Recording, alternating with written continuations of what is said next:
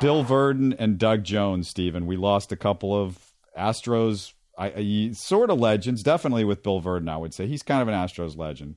Yeah, Bill Virdon definitely is an Astros legend, and here's the thing about Doug Jones. Doug Jones may not be a legend in the sense of longevity. And yeah, you may not, when you start thinking of great Astros relievers, he may not come to mind before guys like Billy Wagner, Dave Smith, guys like that. But let me tell you something, Doug Jones, in the short time he was with the Astros for a couple of seasons, was all-star caliber. In 92, he had that great season and he made the all-star team. And I don't know, Robert, I guess I'd forgotten this, but, Doug Jones, he was 14th in the league in MVP voting in 92. That's how great of a season he had.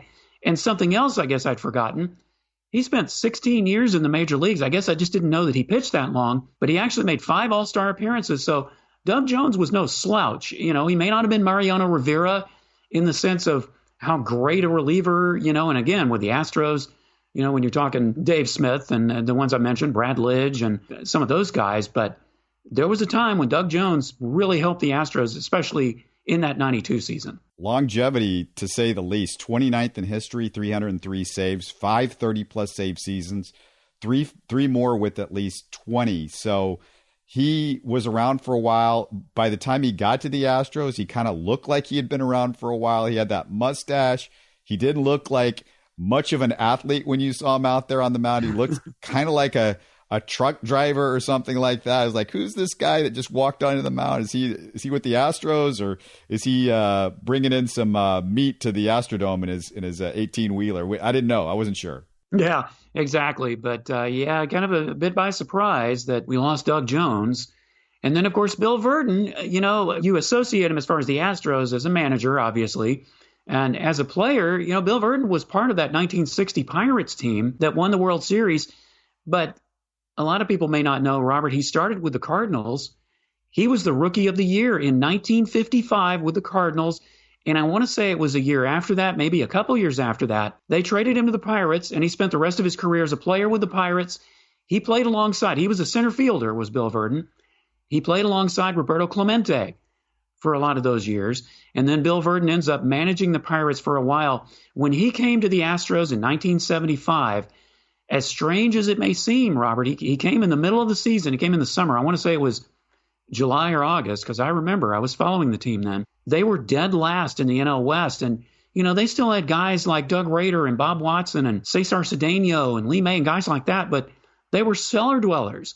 And he replaced Preston Gomez, who was the manager at the time. And as you and I know, Robert, because we've talked about it on this show quite a bit, Bill Virdon managed the Astros for 8 years, and he was the one who engineered the first playoff in Astros history in 1980, and then he did it again in 81. And, of course, things kind of went downhill after that.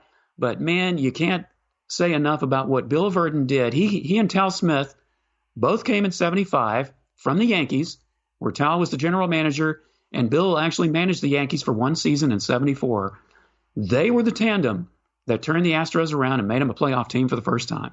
And then Bill Virdon takes him to the 1980 playoffs, and we got to talk about that, Stephen, because how different would his legacy be remembered if J.R. Richard doesn't go down, and they had all those injuries in the playoffs. And we talked about that during the pandemic when they replayed that Phillies-Astros series on AT&T Sports. It was a bunch of things that had to go wrong for the Astros to lose that series against the Phillies, the 5-game series, and they're up 7-2. And if they win that, they probably beat the Royals. They probably win the World Series. It's a totally different thought process of, how Bill Virdon gets remembered at that point. Yeah, and I've said that a lot, Robert. And of course, we all know, we can talk about what if. It's no different, I guess, than saying, well, what if Michael Jordan hadn't retired with the Rockets of one of those NBA championships? I mean, we can do that.